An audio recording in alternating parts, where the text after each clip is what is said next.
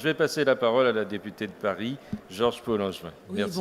bonjour, donc effectivement, je trouve que c'est un thème de réflexion extrêmement intéressant et important.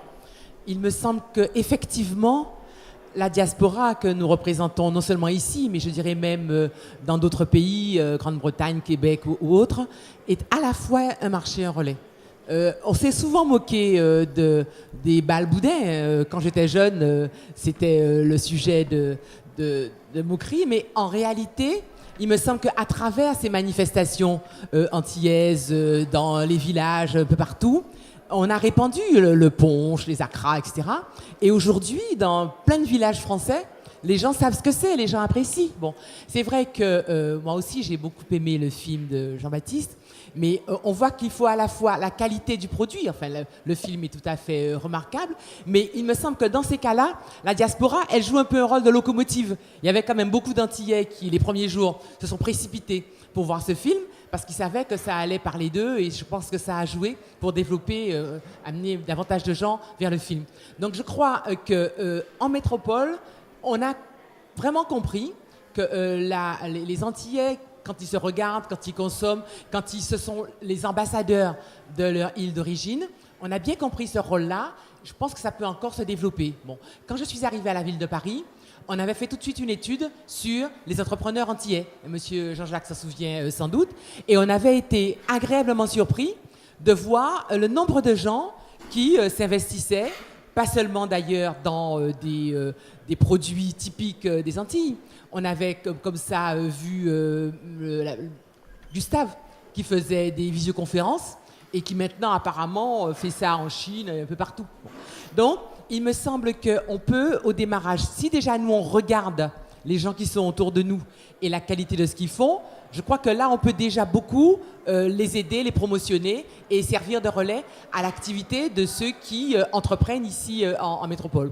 En revanche, ce que j'aurais à faire comme petite demande ou comme observation pour nos décideurs économiques là-bas, c'est que j'ai le sentiment qu'on ne nous considère pas, nous qui vivons dans la diaspora, on ne nous considère pas suffisamment comme un marché intéressant.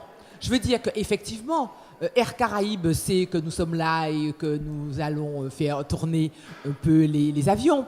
Mais quand on arrive là-bas, je trouve qu'il n'y a pas tellement de considération pour le rôle économique des gens de la diaspora. Puisque après tout, on nous parle toujours les touristes, les Américains riches. Mais quand je regarde qui est-ce qu'il était loue des voitures en Guadeloupe, eh bien, il y a quand même énormément de gens de la diaspora.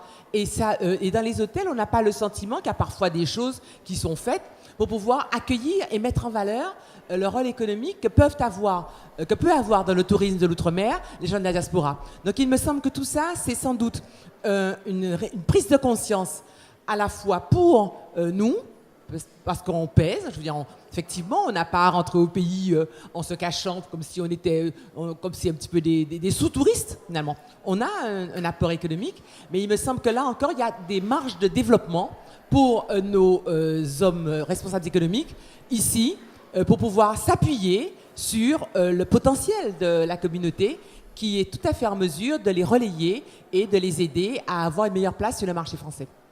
Merci. En tout cas, les Chinois, eux, nous considèrent comme un vrai marché. Parce qu'il n'y a qu'à se promener dans les plus petites boutiques chinoises de Paris pour voir que tous nos produits antillais, ils sont représentés et que nos compatriotes viennent y acheter. Alors c'est vrai qu'on pourrait avoir, comme vient de le suggérer Madame la députée, un peu plus de considération de la part du monde économique antillais et antillo-guyanais vis-à-vis de cette diaspora.